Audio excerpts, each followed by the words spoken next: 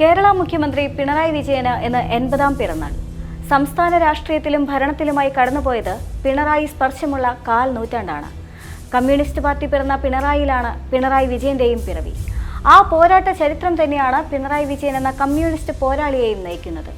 ഒരു ചെത്ത് തൊഴിലാളിയുടെ കുടുംബത്തിൽ ജനിച്ച് നെയ്ത്ത് തൊഴിലാളിയായി വളർന്ന പിണറായിയുടെ കരുത്ത് ആ തൊഴിലാളി വർഗ പാരമ്പര്യവുമാണ്.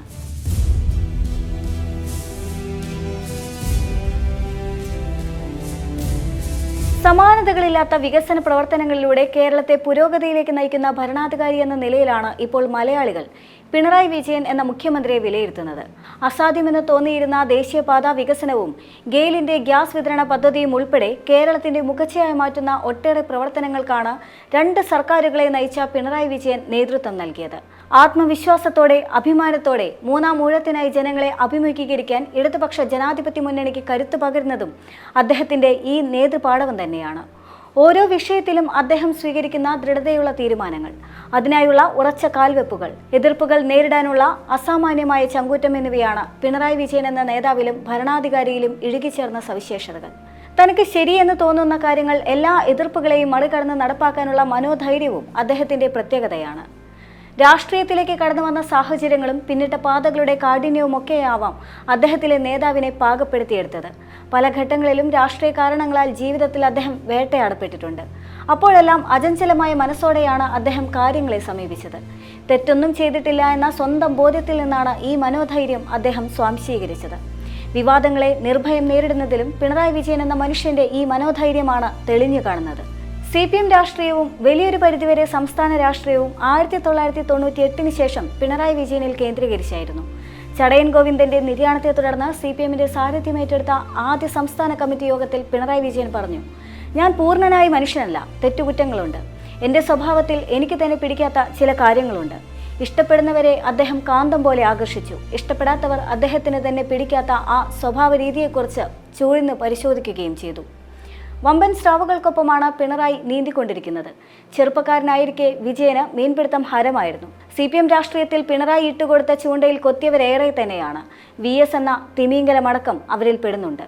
വിഭാഗീയതയുടെ പാരമ്യത്തിൽ VSനൊപ്പം പോളിറ്റ് ബ്യൂറോയിൽ നിന്ന് സസ്പെൻഡ് ചെയ്യപ്പെട്ടതാണ് പിണറായിയെ ഏറ്റവും വേദനിപ്പിച്ചത്. 6.5 പതിറ്റാണ്ട് കാലത്തെ CPM ജീവിതത്തിൽ നേരിട്ട ഏക അച്ചടക്ക നടപടി. വാഴ്ത്തുപാട്ടുകൾ ഈയിടെയായി പിണറായി ആസ്വദിക്കാറുണ്ടെന്ന് ആരോപിക്കപ്പെടുന്നുണ്ട്. പക്ഷേ ഞാൻ എന്ന് പിണറായി പറയുന്നത് വളരെ കുറവാണ്. പകരം ഞങ്ങൾ ആണ് അദ്ദേഹത്തിന് പഥ്യം. പഴഞ്ചൻ ആശയങ്ങളിൽ പിടിച്ചു തൂങ്ങാതെ പുതിയ കാലത്തിനനുസരിച്ച് ചിന്തിക്കുവാനും പ്രവർത്തിക്കാനും മുന്നിട്ടിറങ്ങുന്ന ഭരണാധികാരിയാണ് അദ്ദേഹം. സ്വന്തം പാർട്ടിക്കകത്ത് അത് അവതരിപ്പിച്ച് നടപ്പാക്കാനുള്ള അംഗീകാരം നേടുന്നുവെന്നതാണ് അദ്ദേഹത്തിന്റെ വിജയവും. രാഷ്ട്രീയ എതിരാളികൾ മുഖ്യമന്ത്രിയുടെ നിലപാട് സ്വേച്ഛാധിപത്യപരമെന്ന് വിമർശിക്കുമ്പോൾ അവർ മനസ്സിലാക്കാതെ പോകുന്നതും ഇക്കാര്യമാണ്. ഇപ്പോൾ നടപ്പാക്കുന്ന നയപരിപാടികളുടെയും വികസന പ്രവർത്തനങ്ങളുടെയും എല്ലാം ഗുണഭോക്താവ് താനല്ല, ഈ നാടും വരും തലമുറകളുമാണെന്ന ചിന്തയാണ് അദ്ദേഹത്തെ നയിക്കുന്നത്. ഒരു ജനനേതാവെന്ന നിലയിൽ ഏറ്റവും ആവശ്യമുള്ളതും ആ സ്വയംബോധമാണ്. മുൻ സർക്കാരുകൾ മടിച്ചു നിന്നതോ പാതി മനസ്സോടെ സമീപിച്ചതോ ആയ പല പദ്ധതികളും യാഥാർത്ഥ്യമാക്കുന്നതിൽ പിണറായി വിജയൻ എന്ന മുഖ്യമന്ത്രി കാണിച്ചത് ആ ബോധ്യം നൽകിയ ഇച്ഛാശക്തിയാണ്. ഏതു കാര്യത്തിലും അതിന്റെ ആസൂത്രണത്തിലും നടത്തിപ്പിലുമെല്ലാം അദ്ദേഹത്തിന്റെ ശ്രദ്ധ പതിയുന്നു എന്നതും സവിശേഷത തന്നെയാണ്. പിണറായിയുടെ കൃത്യനിഷ്ഠയും സമയബോധവും അത്ഭുതപ്പെടുത്തുന്നതാണ്. ഏത് ചടങ്ങിലും നിശ്ചയിച്ച സമയത്ത് എത്തുകയെന്നത് അദ്ദേഹത്തിന്റെ ശീലമാണ്. ആദ്യ വർഷങ്ങളിൽ സംഘാടകർ പോലും അതിൽ കുഴങ്ങിപ്പോയിട്ടുണ്ട്. എന്നാൽ ഇപ്പോൾ മുഖ്യമന്ത്രിയുടെ സമയനിഷ്ഠ എല്ലാവർക്കും അറിയാവുന്നതിനാൽ തന്നെ കാര്യങ്ങൾ സുഗമവുമാണ്.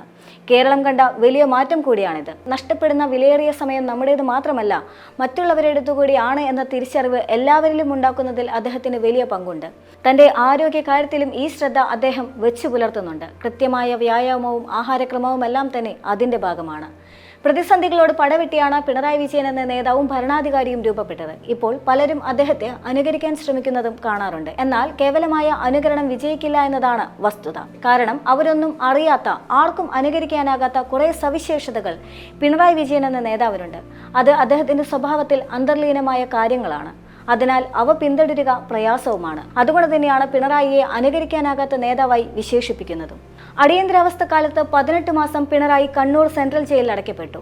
26ാമത്തെ വയസ്സിൽ MLA, പിന്നീട് ജില്ലാ സെക്രട്ടറി, മന്ത്രി, സംസ്ഥാന സെക്രട്ടറി, മുഖ്യമന്ത്രി. അങ്ങനെ ആധുനിക കേരളത്തെ മുന്നോട്ട് നയിച്ച 6 പതിറ്റാണ്ട് കാലത്തെ രാഷ്ട്രീയ ജീവിതമാണ് പിണറായി വിജയൻ. ലോകം ഉറ്റുനോക്കുന്ന ഒരു നാടായി രാജ്യത്തിനാകെ മാതൃകയായി കേരളം എന്ന് മാറ്റിയതും അദ്ദേഹമാണ്. രണ്ടാം പിണറായി സർക്കാരിന്റെ 4ാം വാർഷികാഘോഷം തന്നെയാണ് ഒരുപക്ഷെ പിണറായി വിജയന്റെ പിറന്നാൾ ആഘോഷവും.